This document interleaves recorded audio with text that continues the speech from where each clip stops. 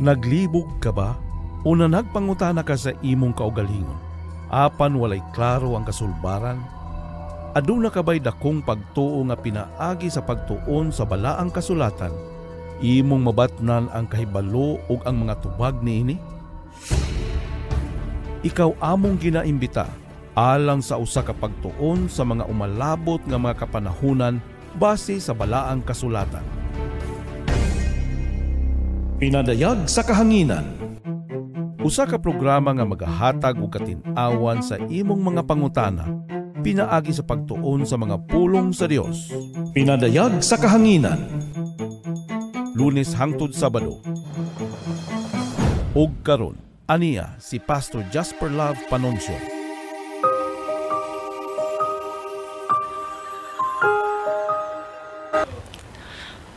Sa makausa maayong hapon kanatong tanan, mga kahigalaan, kaigsuunan ug mga kapaglaom nga naa nagatan-aw sa tuang Sibya karon. Dalay gud ang Dios ni ining matahom nga takna sa kahaponon kun diin karon sa kita gihapon magapadayon sa pagtuon sa mga bulawanong pulong sa ato ang Ginoo nga gipadayag dira sa balaang kasulatan. Diri sa atong programa Pinadayag sa Kahanginan. Sa di pa ta masugod mga kapaglaom, buot na ako nga i-acknowledge ang ato nga mga kadagkuan diri sa Hope Channel Northern Davao, sa ato nga mga administrators, sa ato nga President Elder Seth Suwan, Executive Secretary Pastor Jasper Love Panuncio, sa ato nga Treasurer Sir Lloyd Chinido ug sa ato ang Communications Director Pastor M. Vladimir Arellano Undalo. Kung sa tanan usab nga mga Department Director sa NDM Office, sa staff and crew sa Hope Channel ug sa tanan nga mga kapaglaom kaigsuunan ug mga kahigalaan nga nagasuporta ni ining ato nga Hope Channel.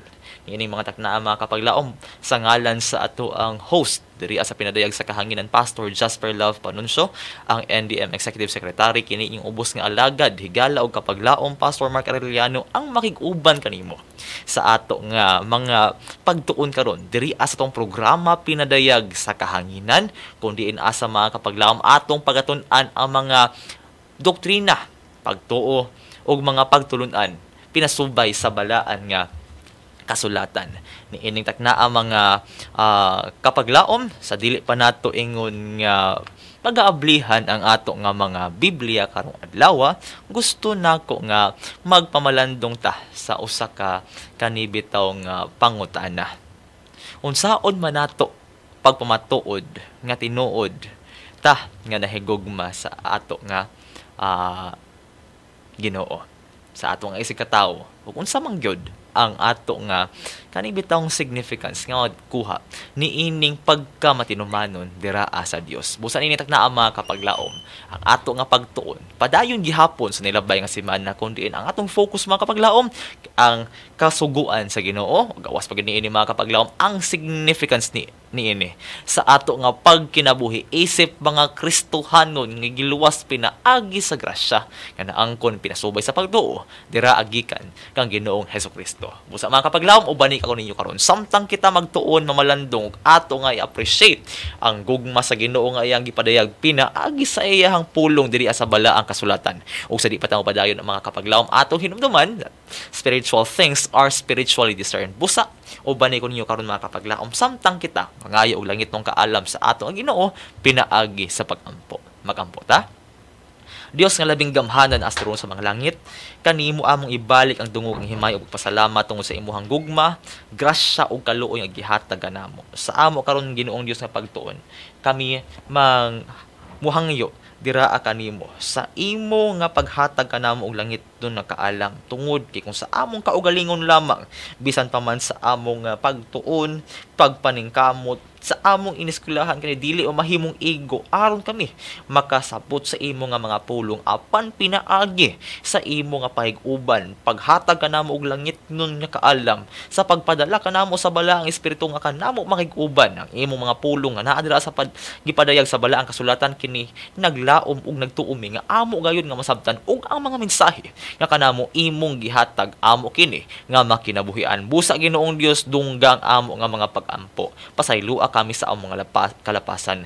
Ihatag namo kanimo ang tanan ug tuguti Ginoong Dios nga ikaw magahatag kanamo og abling nga hunahuna og kasing-kasing aron sa pagdawat ug pagkinabuhi sa imo nga mga pulong. Pasaylo ami sa among mga sala sa ngalan ug gahom ni Kristo Hesus ang among buhing Dios ug ang amo nga manluwas. Amen. Mga kapaglaom sa paghapon, kung subayon nato mga kapaglaom, ang pangutana nga to ang gibuhian kaganina, unsaon nato pagpamatuod na kaning atong gugma nga gina-express is genuine. Mga kapaglaom, usahay, kana ba yan, mao gina ang ginakuan, kana gina overthink sa ato nga mga kabatan-unan karon. Kaya atong mga kabatan-unan karon, labi na kanang mga dalagahan, pirmi na daw makaingon nga love sila sa ilaha nga partner or palangga sila sa ilaha nga ginapanguyaban. But then, we can always express our love in different ways, but the genuineness of it, mga kapaglaom, kana ang lisod nato nga sutaon. So, unsaon nato pagmatuod nga tinuod ang atong gugma nga nabati sa atong isig katawo or diraa sa ato ang nga Ginoo. Pinaagi ba sa mga pulong? Gani mga kapaglaom mo ginay tinuod, no? Sayon ra kaayo ipadayag imong gugma pinaagi sa pulong apan lisod kini pamatud-an pinaagi sa imong binuhatan. So, we may express our love through words, but proving it kinahanglan nga atong i-mirror sa ato nga action. So, sa mga gasa ba?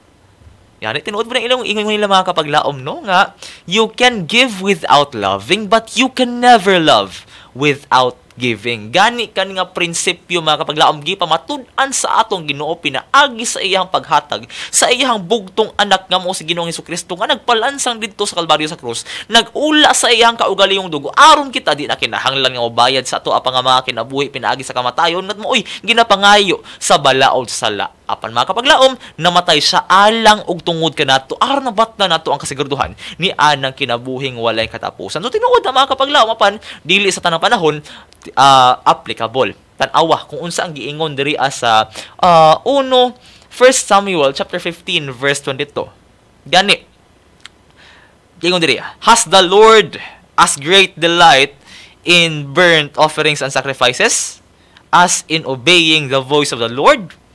Tubag, behold, to obey is better than sacrifice.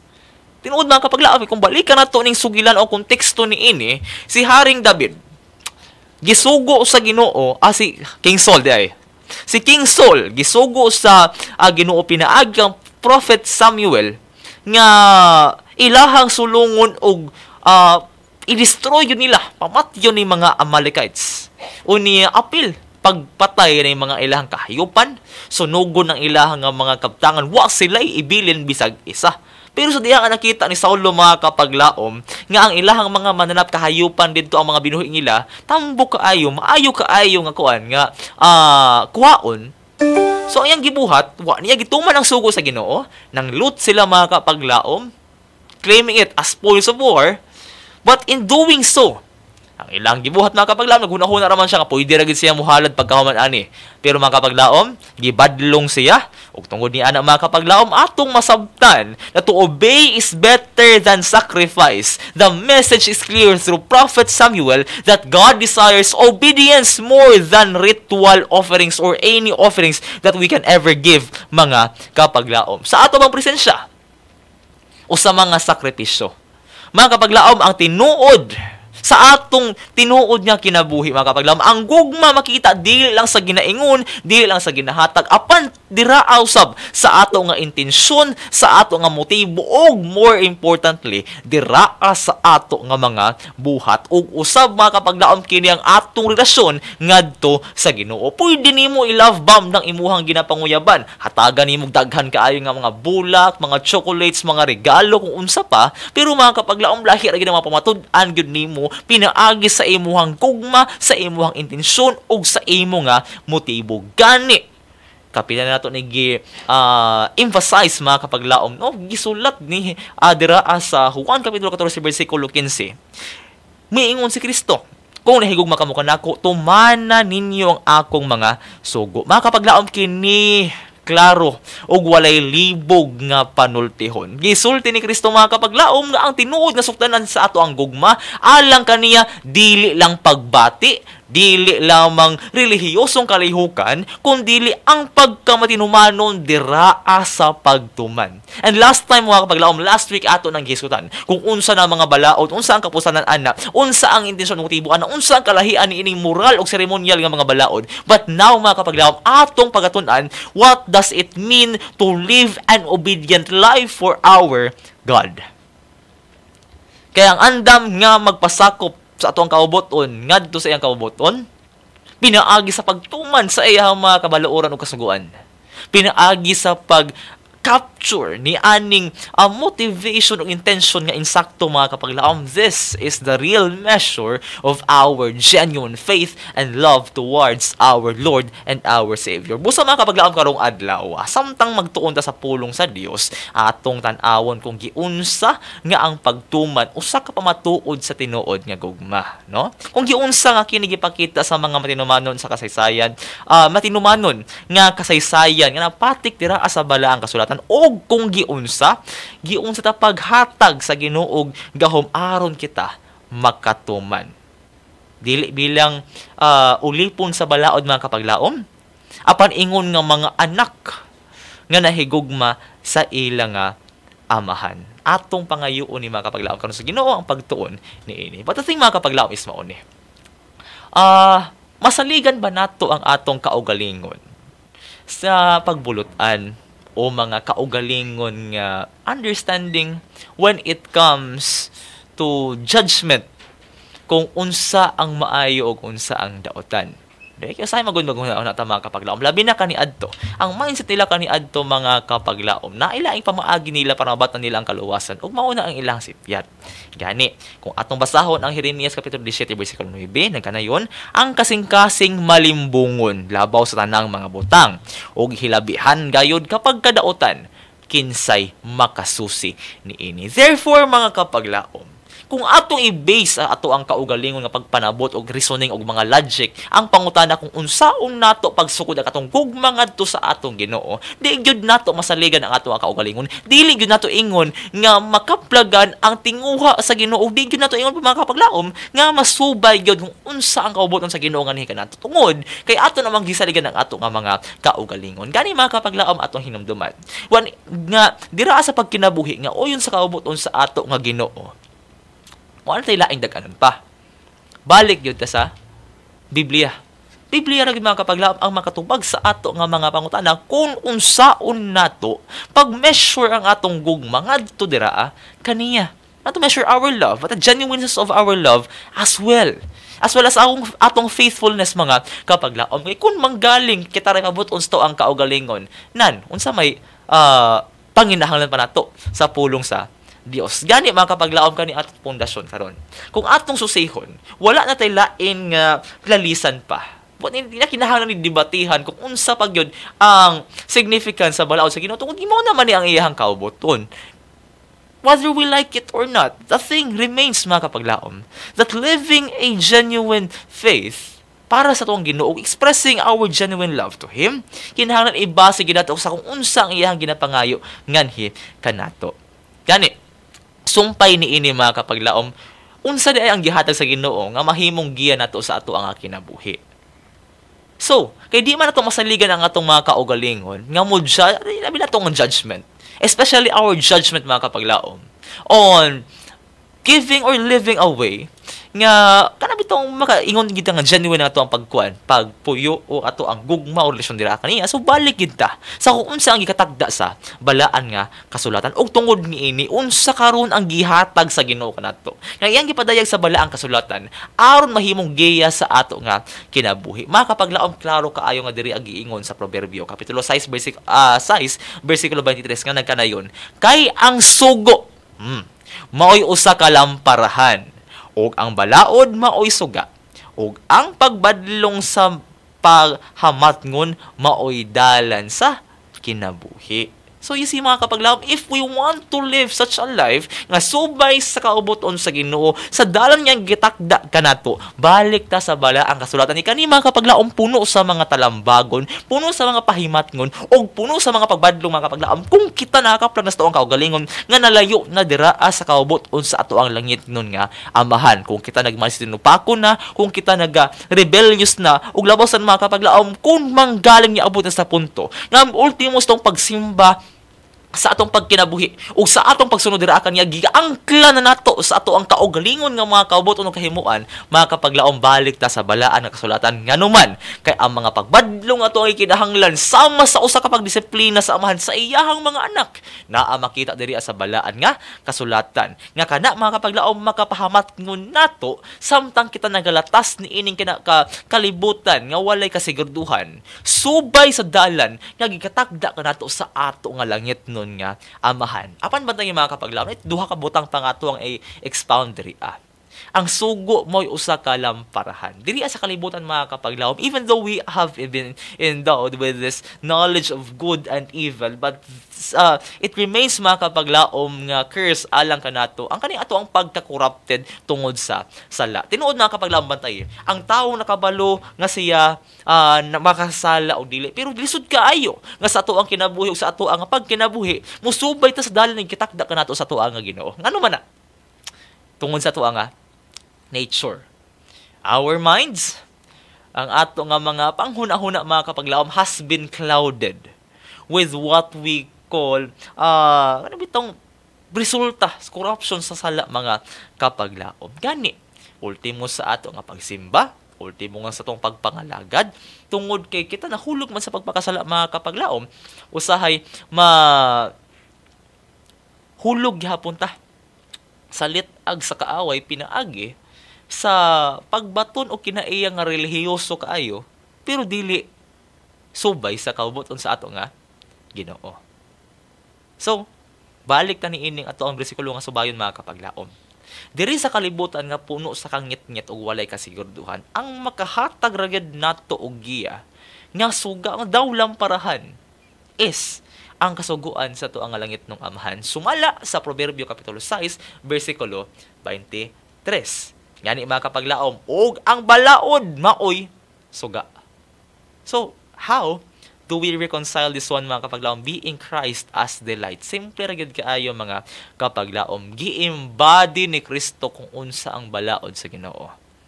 And with that being said, if we only have this presentation diri pero never mind mga kapaglaom. The thing is, kung unsa ang kinaiya sa Ginoo, gi-reflect gyud na sa iya nga mga balaod. Kung moingon ta nga ang Ginoo mahigugmaon, well, ang sugo pod gugma. Kung ang Dios unchangeable, ang iyang sugo usab unchangeable. Kung si Kristo kahayag mga kapaglaom, sumala sa Proverbio 6 kapitulo 23, kahayag usab ang iya nga mga balaod. So perfectly mga kapaglaom ang pagkamaayo, matarong o pagkabalaan sa Ginoo, sumala sa Roma kapitulo 7, mauusab ang iya nga sugo mga kapaglaom, balaan, matarong ug maayo. So, sa ato nga pagkinabuhi mga kapaglaom, di na to pwede saligan ang atong kaugalingon. Ilabi na kung sa ato ang kaugalingon nga pagpanabot o panghuna-huna mo ingon tangawa na balaod nga nagbahin karon, insignificant na ang law, di ata kinahanglan mo subay ana, wala ta nang ginahanglan ana, wala na sa panahon karon giwala na gilansang sa krus. Mga kapaglaom, balikan nato. No? Di ta pwede nga sa atong kaugalingon musalig sa ato ang kaugalingon nga pagpanabot katawhanon, pagpanabot ka na angkla sa mga pagtulunan nga wala sa Biblia tuod mga kapaglaom, kay kana nagapakita lamang sa ato ang pagkadautan ug sala nga nagkorrupt kanato. So with that being said, significant kaayo ang balaod karon mga kapaglaom because samtang kita makasala pa nga naa pa diri sa kalibutan nga nahulog sa kasalanan, nang hinahanglan gihapon ta sa maong giya nga mao ang sugo sa Ginoo nga makapagat sa iyang pulong dira sa balang kasulatan, ug nang hinahanglan gihapon ta sa balaod nga maoy suga. Labos na mga kapaglaom, nang hinahanglan gihapon ta ang Kristo kansang nagdeklara nga ang kasuguan binding gihapon, especially sa ato nga kapanahonan karon. Naingot kaayo nga significance sa ato hatagan ng pagtuon mga kapaglaom. Unsa di ay ang makahatag og kaulaw sa ato nga Ginoo? Kung atong basahon mga kapaglaom diri sa Roma Kapitulo 2 bersikulo 23 na kanayon. Ikaw nga nagapasigarbo tungod sa kasuguan, gipakaulawan mo ba ang Dios pinaagi sa paglapas sa kasuguan?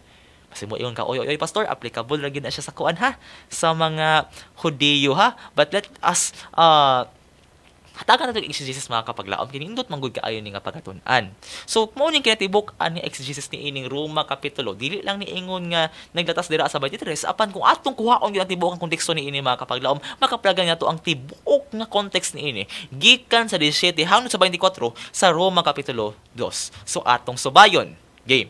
Giingon sa 17, indeed you are called a Jew and rest on the law and make boast in God, and know His will, and approve the things that are excellent, being instructed out of the law. Wala na kanindot sa mga Hudiyo mga kapaglaom nga naman, sila ang gipili sa Ginoo, katauhan niya o niya na ay pribilehiyo nga nadawat nila tungod gikan kanila mga kapaglaom, gikan sa ilahang mga kaliwatan. Nigawas ang mga Mesiya, gipili ang mga tinun-an o gikan usab kanila mga kapaglaom ang permiro nga mga Kristohanon. Padayon ta sa bersikulo 19. And are confident that you yourself are guide to the blind and light to those who are in darkness, an instructor of the foolish, a teacher of babes, having form of knowledge and truth in the law. You, verse 21, therefore, who teach another, do you not teach yourself? You who preach that a man should not steal, do you steal? Verse 22, you who say, do not commit adultery, do you commit adultery? You who abhor idols, do you rob temples? You who make boast in the law, do you dishonor God through breaking the law? For in the name of God is blasphemed among the Gentiles because of you, as it is written. Ato ning sabton karon mga kapaglaom. Kung atong tan-awon ang literary o historical context ni ini, Romans chapter 2 is part of Paul's argument that both the Jews and the Gentiles are under sin. Di gyud nimo ni malalis.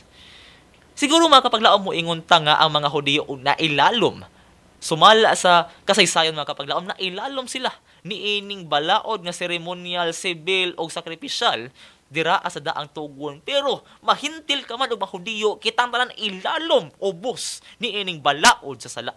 We are all under sin and in need of the gospel.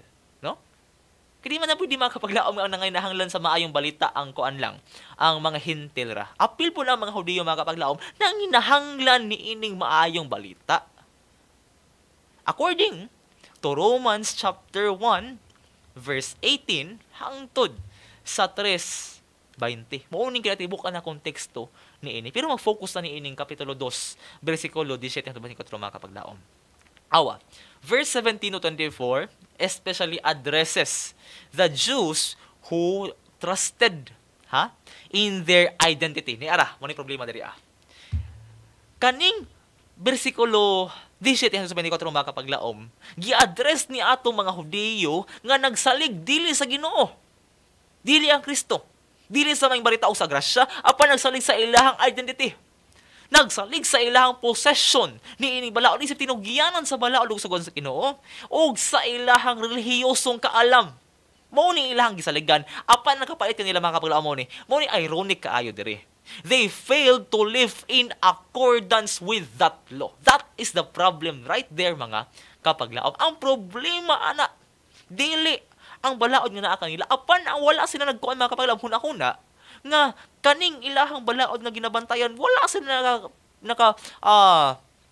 put into practice ni ini, ilabi na sa pinaka-basic nga principle ni ini, nga mao ang paghigugma. Bantay. With this being said, mga kapaglaom, si Apostle Pablo, wala niya ginaatake ang Judaism.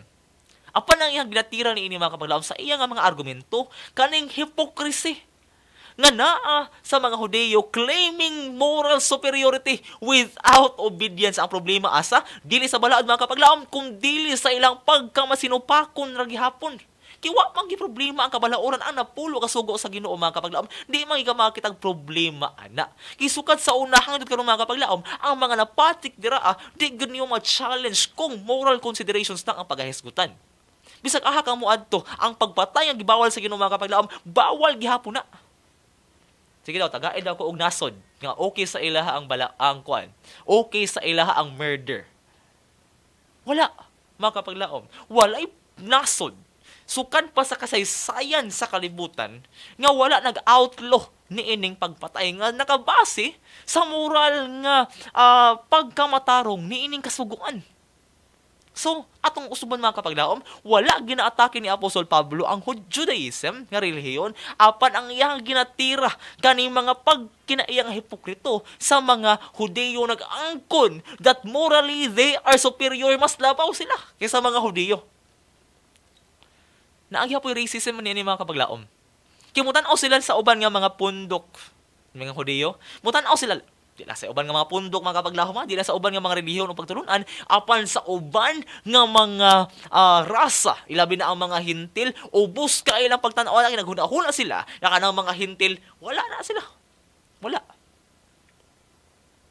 They claim to be morally superior, pero walay pagka matinumanon. Si piat gihapon sila dira ang mga kapaglaom. Kibisag asa kamo adto ang kasuguan sa Ginoo dira asa napulo kasugo. Binding gihapon na, morally right gihapon na. Apan bisag asa kamo adto mga kapaglaom, ang pagkamasinupakon ni ini nga sugo, di gyud na malalis mali ug mali gyud na. So, banday. Verse 24. Kung atong i-cross reference mga kapaglaom, quoting Isaiah chapter 52 verse 5 and Ezekiel chapter 36 verse 20 to 23.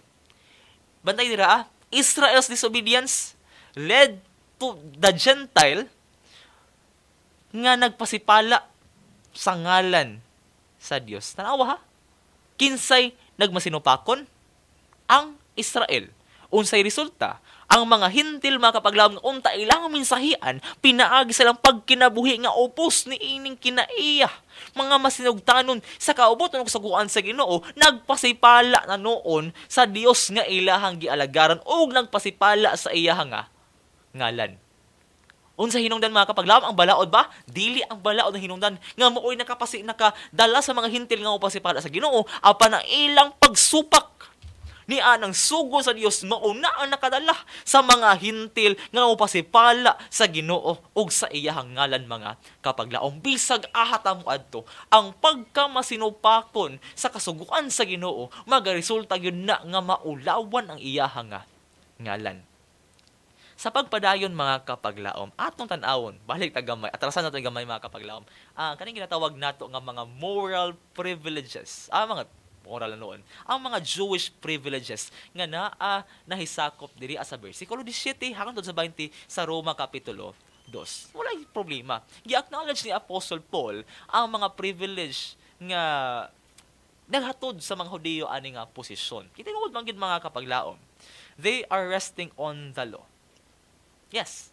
Sa ilawod kitog yan.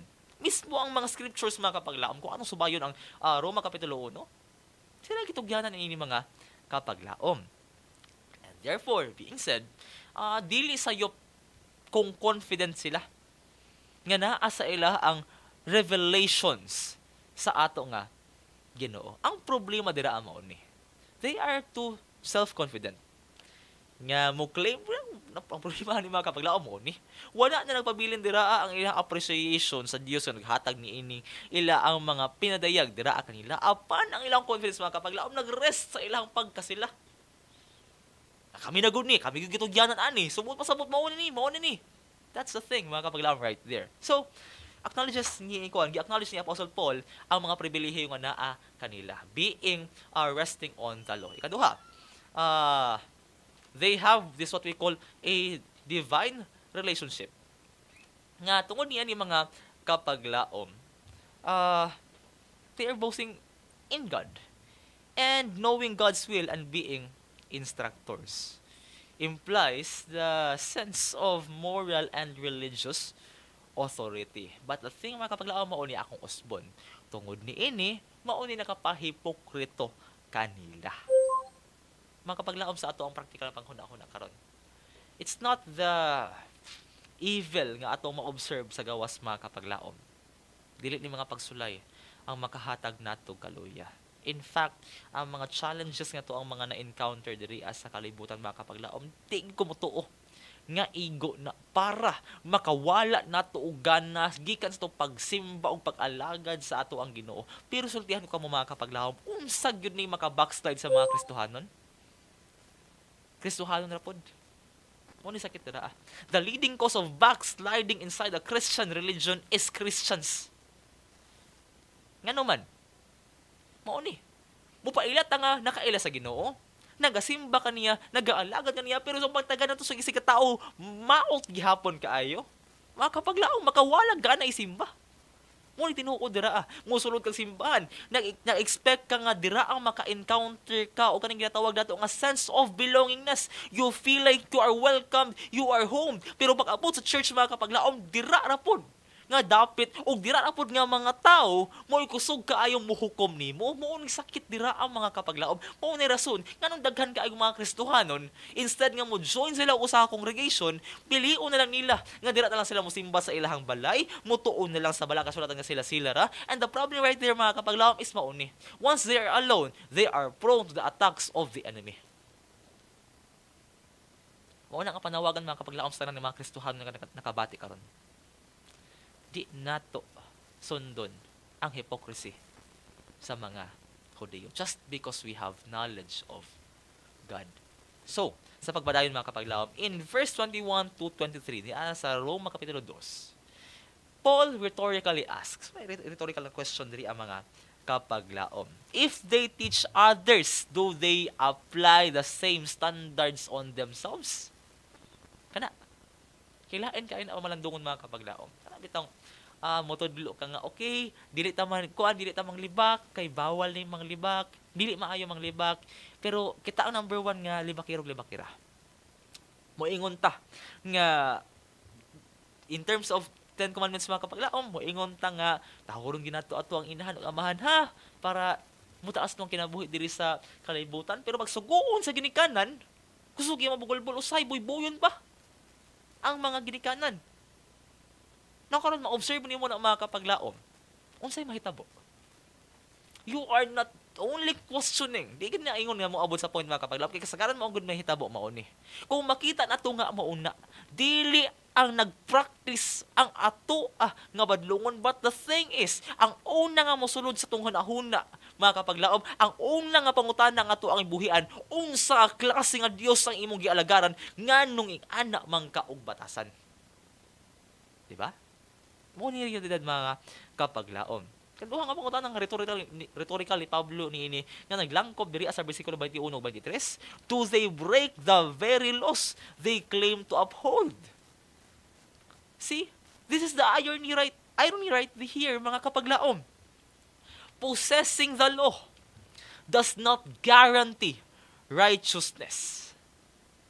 In other words, bisan pag naggunit kag Biblia, kung wa nimo tumana kung unsang naa diri then the thing mga kapaglaom is hypocrisy is something nga nag-rule out sa imuhang life and you became counterproductive sa pagpahat nato ni ining mensahe, sa atong effort sa pagpahat ni ining mensahe sa kamatuoran ug kaluwasan mga kapaglaom. But remember, obedience is the true mark of the follower of God. Bisag asa ka mo adto mga kapaglaom, unsa nga panahon ka makakaplag ni ini nga kamatuoran, magpabilin gihapon nga ang pagkamatinumanon usa ka marka sa tinuod nga Kristohanon nga nagasunod sa kaubuton sa ato nga Ginoo, ug timailhan gihapon mga kapaglaom nga magapabilin nga kaning pagkamatinumanon nato timaan sa usa ka matumutuo ug sumusunod sa ato nga Ginoo. Kung atong basahon mga kapaglaom ang gisulat diri sa Santiago Kapitulo 1 bersikulo 22 ug 25 nagkanayon.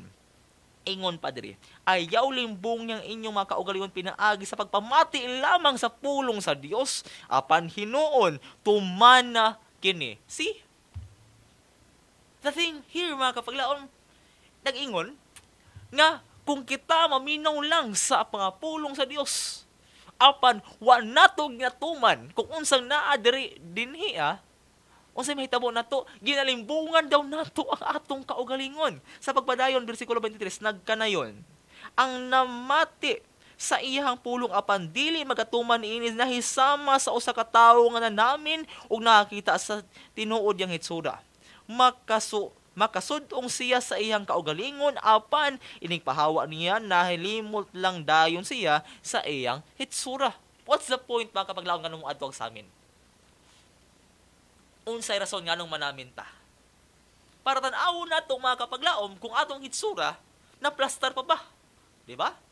Manamin ka na, kita ka na kay muta dira. Kwaon imo dili. Kung di mo kaon, sa purpose na namin ka. Kasi mga kapaglaom is mauni. Ang pulong sa Ginoo, ang iyang kabalauran, iyang nga mga sugo, na anadira, nga magapakita na itong mga kapaglaom, nga kita makasala, kita ginabadlong, kita ginamatuto, kita ginatudluan, gina-equip, ginatudluan mga kapaglaom, aron kita mutuman o musunod ni ini, sa pagkinabuhi, mga kapaglaom, nga subay o uyon sa kauboton sa ato nga Ginoo. Sa pagpadayon, versikulo 25, apan ang tao nga nagasusi pag-ayo sa hingpit nga kasuguan nga naghatag o kagawasan sa mga tao ug nagapadayon sa pagtamod niini panalanginan sa Dios ang iyang buhaton kay dili man siya kutob ra diha sa pagpamati. Then we praise the Lord mga kapaglaom. Tungod gi panalanginan sa Ginoo ang ato nga mga buhat kung kita dili lamang nga magapalinghog sa mga kasuguan sa Ginoo kundi ang pagtuman usab niini. So, klaro, mga kapaglaom. Ang kaalam nato mahitungod sa sugo. Kung kana nga kaalam lang, di nato iput into practice, it does not guarantee righteousness. But the thing is, obedience is the true mark of the follower of God. So, ang resulta mga kapaglaom, sa versikulo 24, maurag gihapon. Ang ultimate nga shame o kaulaw mauni. Balik sa pangutana kung makahatag ba ta og kaulaw atubangan sa Ginoo kung kita magasupak sa iyang mga sugo. The answer is yes, both in being a Jew and being a Gentile. Because the ultimate shame is this: disobedience to God. See? Paul turns the argument upside down.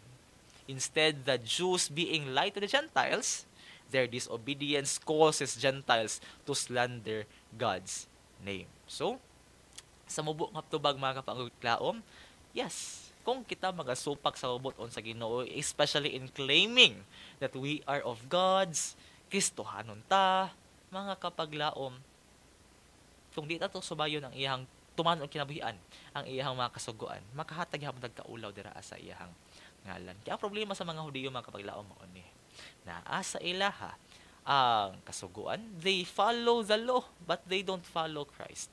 The problem now of the Christians is that they claim to be with Christ, they claim to follow Christ, but they reject the commandments of God. See? Kung balikan mga kapaglaom ang giingon dira sa Roma kapitulo 1, versikulo 18-32. Paul describes Gentiles as suppressing the truth, living in idolatry and sin, while they didn't have the written law. Pantay ha? They had the natural revelation, being God's moral law written in their hearts, according to Romans chapter 2, verse 14-15. Therefore, mga kapaglaom, both the Jews and the Gentiles are held accountable. Jews bring shame when they boast in the law but disobey, and Gentiles brings shame when they disregard the natural law and live in unrighteousness. Tungod ni ini mga kapaglaom atong hinumduman nga sa atong iglesia karon, claiming to be part of God's people while living in sin does not glorify God. Di yun ni makahataw kay mayaan sa tuwang langit ng amahan mga kapaglaom. Kung mag-angkot ta, nagkita Kristohanon pansagihapon masinupakon sa iyang mga kabalauran o sa iyang mga sugo, hinumdum yung mga kapaglaom, kanihinoon, makakos sa uban o makahimo nato nga kapukanan. Rason nga nga pukan ang uban nga mga katawhan nga nagatanaw kanato. Sa ato nga mga Kristohanon mga kapaglaom ay itong hinumduman. That we must not rely on our religious knowledge. or heritage, but on the personal faith and obedience to our God. So, in conclusion, Romans chapter 2, verse 17 to 14, mga kapaglaom, is a warning against religious hypocrisy. This doesn't mean, mga kapaglaom, na kanang sugo o kapaula raman sa mga Hudiyo na. No, mga kapaglaom. It shows that possessing truth without obedience brings dishonor unto God. Samtang si Pablo, mga kapaglaom, nag-focus ngadto sa mga Hudiyo, ang prinsipyo niini nag-apply universally. Meaning, tanan nga mga tao, mahintil ka man o mahudiyo. Professing belief while living in disobedience causes the world to blaspheme God. Sa ipataw pa tayo mga kapaglaom ato sa paminawan kaning unsa ka mensahe sa awit og mag-break lamang kita while listening to this song nga makahatag nato og reflection, upliftment og pahinomdom usab mga kapaglaom.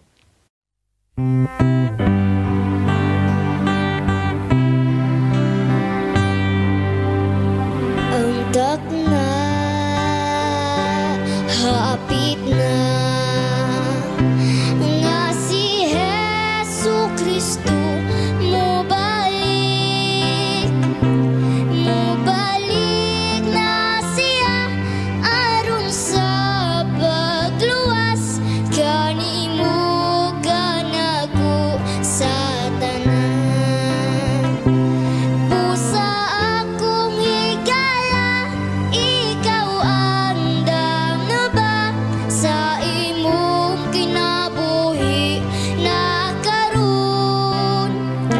Si Kristo mo balik, basin maglangay ka, dili kayo di ka madala.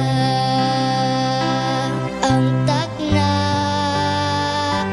hapit na, nga ang kalibutan hukman niya. Basin ang mga buhat mo, dili angay kang Kristo, adto ikaw gayud sa imperno.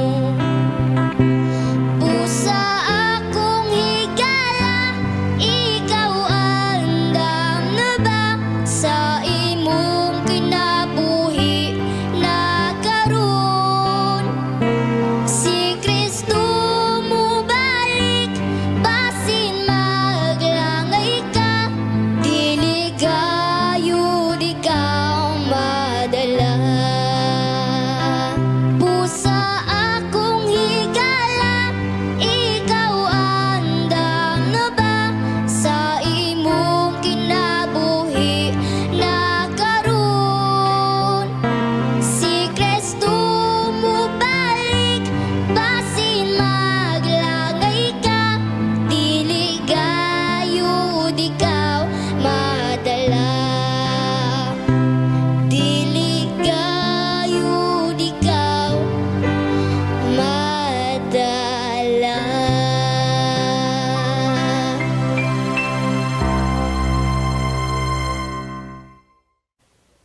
Sa pagpadayon mga kapaglaom, salamat gihapon sa inyong pagdayon nga pahig-uban diri sa ato ang programa. Apan sa di pa tayo padayon mga kapaglaom sa pagtuon sa mga pulo sa tong topiko diri sa balaang kasulatan, ato sa hatagan og appreciation og pagpanimbaya ang ato nga mga kahigalaan nga naminaw sa ato nga Sibya karon. Naa diri nakig-uban nato sa kapaglaom Flora May o yang rin kapaglaom Miriam Masauring, no? Si kapaglaom Nelda Bulasito, ang ato nga mga kapaglaom dira sa AWR Hope Radio Mati 94.3. Maayong buntag ninyo dira, hapon ninyo dira mga kapaglaom. And also we have here kapaglaom Roldan Casillion, kapaglaom May Molina Gicoli, kapaglaom Neil Jan Dedoro, ang atong suki gating paminaw, ato ang supportive kayo sa share. Thank you so much kapaglaom Neil. And also we have kapaglaom Pastor Kirk RB Suwan. Greetings also sa atong mga kaigsuonan dira sa Panabo Mega Church. Also we have here kapaglaom R. Christian Roda, nagpaadala sa iyang mga pagpanimaya gikan diri sa Noveleta, Cavite, sa atong mga kaigsuonan dira. Maayong buntag hapon ganinyo, and thank you so much for tuning in. And also we have here kapaglaom Mary Luz peligros, no? At salamat kasi yung pag-tune in dira regards sa ato ang mga kaigsuonan dira labi na sa atong mga kasilingan dira sa Panosa. And also we have here kapaglaom Pastor Noriden Kabuyaw, also sa ato nga mga friends and kapaglaom dira sa Tagum Central Church, no? Thank you so much for tuning in. And also we have here kapaglaom Onyot Magaro Jr., kapaglaom Homer Pragata, kapaglaom Reno Sumasaw, and kapaglaom Elsie Bundan. Also sa atong mga kaigsunon kapaglaom na laminaw dira sa mga nagkadaiyang radios karon. Thank you so much for tuning in. Ilabi na sa atong mga kaigsunon kahigalaan dira sa Pangi SDA Church sa Mako, Davao de Oro. Bueno mga kapaglaom, padayon da sa tuwa nga pagtuon karon mahitungod ni ining significance sa kabalauran ug kasuguan sa ato nga pagkinabuhi ug sa iyang relevance sa pagpamatuod nga genuine ang atong faith ug ato nga gugma. Unsa man day ka importante ang prinsipyo sa nga unsa man day ang importante nga prinsipyo nga balaod sa Dios di ay mga kapaglaom. Now, anong natawag manggid nga mga hypocrites ning pipila ka mga Hudiyo kaniadto sa panahon ni Pablo? Ilabi na itong mga gipang argue niya mga kapaglaom. Kung atong basahon ang giingon diri sa Roma Kapitulo 13 versikulo 10, nagkanayon, ang gugma dili muhimog dautan ngadto silingan, busa ang gugma mao ang katumanan sa kasuguan. Klaro kaayo mga kapaglaom nga ang nag-inusarang prinsipyo aning sugo gugma o gugma ra gyud mga kapaglaom. Love and justice, no? But the thing mga kapaglaom is mauni.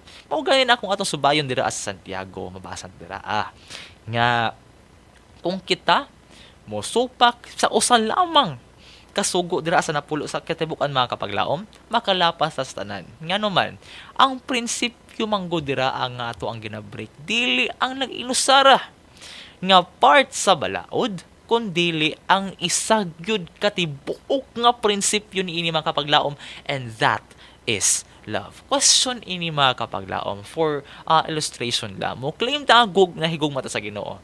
True. Wa ta nagbaton og lain Dios, wa ta ni simba og larawan, wa ta nagpasipala sa iyang ngalan, pero ang iyang sugo mahitungod sa adlaw nga igpapahulay, ato nga gibalibaran, ato ang gisalikway og wa nato og gituman.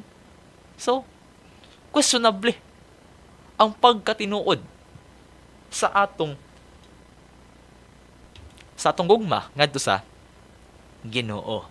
Kay ang prinsipyo man gud ani mga kapaglaom usara gugma. That is why He gave His commandments to teach us what it means to truly love our God and our neighbors. So, saon nato pagpakita ang atong gugma ngadto sa Dios, balikan gihapon nato ang pinaka baseline ni ining ato ang series sa pagtuon mga kapaglaom sa studies about the law, and that is ang John 14 verse 15 lang gihapon. Kung nahigugma kamo kanako, inyong pagatumanon ang atko nga mga sugo. Kay kani manggod mga kapaglaom, magpakita manggod na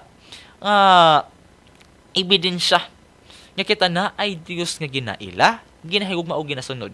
Gani kung atong idugang ani pagtuon mga kapaglaom, sundan ato pagbasa diri sa 1 Juan kapitulo 2 bersikulo 3 ng kanayon, ug ang atong hibaluan nga kita nakaila kaniya pinaagi niini kung kita nagabantay sa iya nga mga sugo. Bantay mga kapaglaom, ang pag-ila sama na gud dira sa Mateo 7 bersikulo 21 hangtod sa 23. Sa may giingon ni Kristo dira it's one of the scariest verse in the Bible mga kapaglaom. Ngano man, simbata, alagad sa iya, sunod sa iya, pero at the end of the time, sa iyahang pagbalik, pakadungog taaning ngilad kaayo nga pulong palayo kamo kanako, wa ko kaila kaninyo.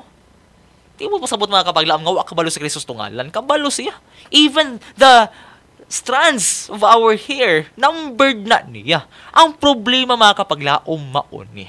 Ang pulong nga pag-ila diri nagpasabot og naghisgot sa atong relasyon dira sa iya og nagbaton sa timaan Nya kita iyahang katawhan kung kita nagabantay sa iyahang mga kasuguan. Wala makakapaglaom, dili gid question mahitong whether or not nakaila ang Ginoo sa ato o kita nakaila sa iyaha. Kaila man gud sa aha kamo adto karon makakapaglaom, siguro familiar naman gud ang mga tao mahitungod sa Ginoo. Moingon ka og Ginoo, di na gid sila mulalis. Of course, the God of the Bible is our God.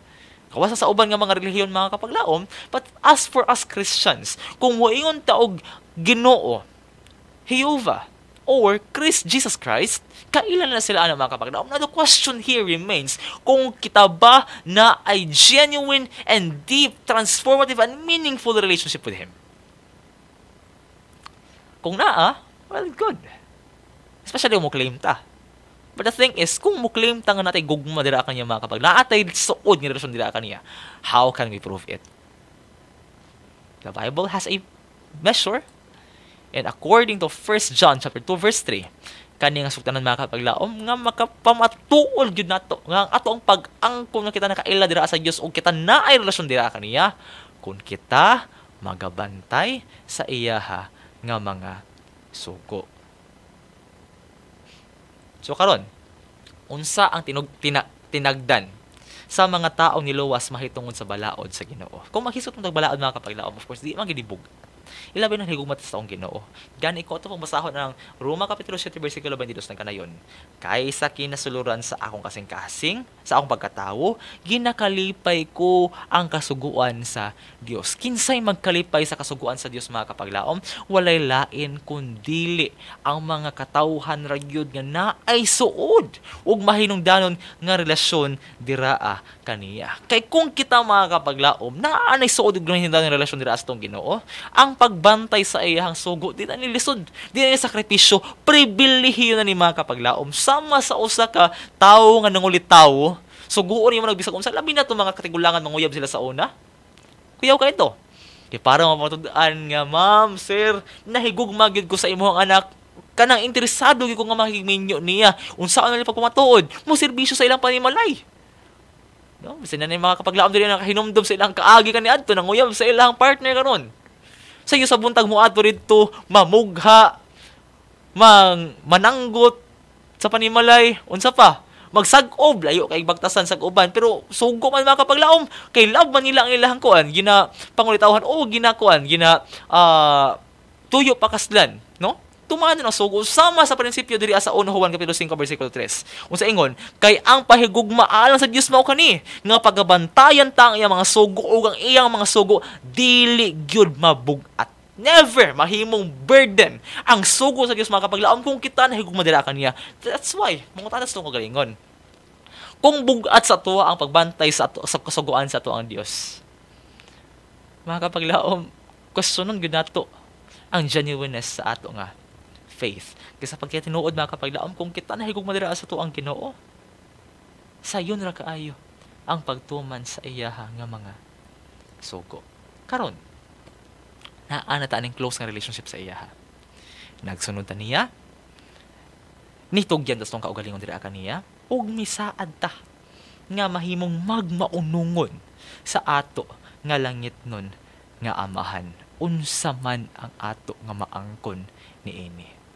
Kay klaro naman sa tuang nilabay nga pagtuon mga kapaglaom nga ang kaluwas na batan nga pinaagi sa pagtuo pero naay bunga, naay panalangin ug naaginindot kaayo nga mga butang nga atong batnan kung kita magahigugma sa balaod diha sa atong kinabuhi. Basahon nato ang Salmo 119 bersikulo 116 mga kapaglaom, mao ni ang nakasulat. Ang nahigugma sa imong kasuguan adunay pakigdait nga dako. Ug kanila wala ang kahigayunan sa pagkapandol. The primary, pinakaunang yun mga kapaglaom nga maangkon sa tao kung sila magmatinumanon sa sugo sa Ginoo, ang pakigdait nga walay sama nga numan wa man kay kalaban. Simba kilain Dios kalaban nimo Ginoo. Yukbo ka sa imong kaugalingon anang mga larawan, mahimo kang tinunglo.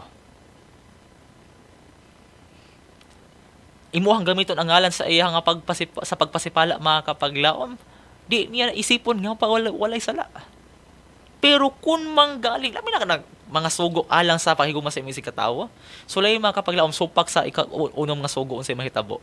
Magtago ka sa tibuok nimong kinabuhi. Wala kay peace of mind bisan pa og sig kag tago siya gibalhin, di ka katulo og tarong mga kapaglaom nga naman ang kalaban nimo imuhang konsensya, paghunghong sa balaang espiritu kung kana naa pa sa imo. Pero mga kapaglaom kung atong subayon ang balaang kasulatan sa pagkinabuhi nga oyon sa kabuton sa tuang Ginoo, panalangin gyud kini kung kita mahigugma sa kasuguan tungod kay pakigdait ato nga mabatnan. There is peace in obedience. Dugang pag-inian ako itong basahon ang bersikulo, kapitulo 18 sa Deuteronomy, verse 1 and 2. Mao ni giingon diri.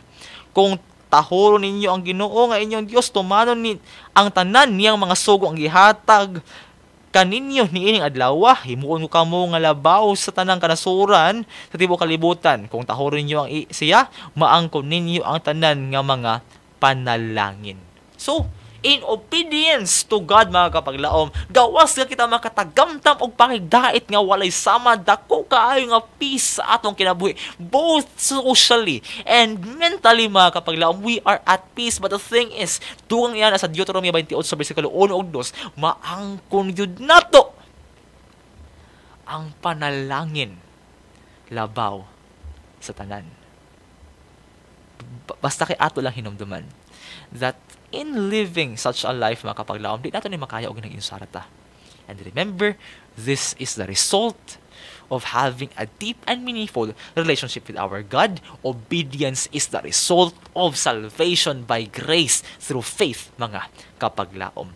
Kung atong basahon ang Juan kapitulo 15 bersikulo 5 nagkanayon, ako mao ang tanom nga paras ug kamo ang mga sanga ang magpabilin kanako, kang kinsa magapabilin ako. Mao siya ang magapamungag daghan kay gawas kanako, wala gyud kamoy arang mahimo. Kung kita dili mo uban dira ang Kristo mga kapaglaom, isaliko nato siya sama sa pagsaliko sa mga Hudiyo kanya kaniadto. Mga kapaglaom, di gyud nato matuman both in letter and in spiritual application ang iya nga mga kasuguan. That's why, with that being said mga kapaglaom, atong hinumduman ay kitang tanan, kung mahigugma gid sa Ginoo, mutuman sa iya, natural nga transformation nga itong batnan mga kapaglaom is ang pagtuman gyud sa iya nga mga balaod. Musunod ra gid na mga kapaglaom, garantisado nga mahimo ta nga magmainong sa monong sa iya mga sugo kung kita adunay suod og mahindanon nga rason diraa kaniya. Busa sa pagtapos, mahimo kita nga bulahan kung kita magabantay sa iyang mga kasuguan. Kay kung atong basahon pag-usab ang giingon diri sa Santiago kapitulo 1 bersikulo 25, apan siya nga nagatutok ngadto sa hingpit nga kasuguan nga nagahatag sa kagawasan ug nagapadayon siya sa pagtutok niini sanglit diin man siya tig dili man siya tig paminawra nga nagakalimot kun dili tig buhat niya nagabuhat, siya malipay diraa sa iya nga pagbuhat. Blessed are those people mga kapaglaom who not only hear the word of God and His law, but also to those who keep on following the commandments of the Lord. Mag-ampo ta. Dios nga labing gamhanan asunod sa mga langit, kanimo among ibalik ang dungog himay pagpasalamat tungod sa amo ang mga nabatnan diraa sa imuhang gipadayag sa balaan kasulatan. Lord, help us to have peace in our lives and blessings be abundant in our lives, Ginoong Dios. Pinaagi sa pagkinabuhi nga oyon sa imuhang kauboton. Ginoong Dios, tabangi mi nga samtang kami magalatas ni ining kalibutan nga walay kasiguruhan na una na ilalom, Ginoong Dios, sa mga kalisdanan, na ilalom sa impluwensya sa kaaway, tabangi lamang kami nga amo ikaw ang tuuhan, dawaton og sundon og tuguti, Ginoong Dios, nga mabatnan namo ang kaluwasan pinaagi sa grasya nga maangkon through faith. Ug kaning Ginoong Dios magabunga sa amo ang matag kaugalingon sa pagkamatinumanon ug maunungon diraa kanimo ug sa imo nga mga sugo, aron nga gawas kami mapanalanginan, mahimo usab kami nga panalangin ngadto sa uban ug ang among pagkinabuhi mahimo nga mensahe nga magadala sa mga katawhan ngadto sa pagdawat, pagsunod ug pagtuod nanha diraa kanimo. Busa Ginoong Dios kanimo among tugyan ang tanan, lakip ang kapasayloan sa mga kalapasan sang ngalan ug gahom ni Kristo Jesus, ang among buhing Dios ug amo nga manluluwas. Amen. Mga kapaglaom, daghang salamat sa iyong pagpaminaw. Di naman motugot ang atong oras sa atong padayon ng pag-iuban dito sa kanginan. Apan na. Mubalik gihapon ta. Kasamang taknaog sa samang oras. Busa mga kapaglaom, salamat kaayo. God bless kanimo. Glory, praises and honor be to our God, to Jesus, and to Christ alone, mga kapaglaom. See you sunod semana. Sunod adlaw. God bless you. Ug ang Diyos magkapanalangin sa matag usa.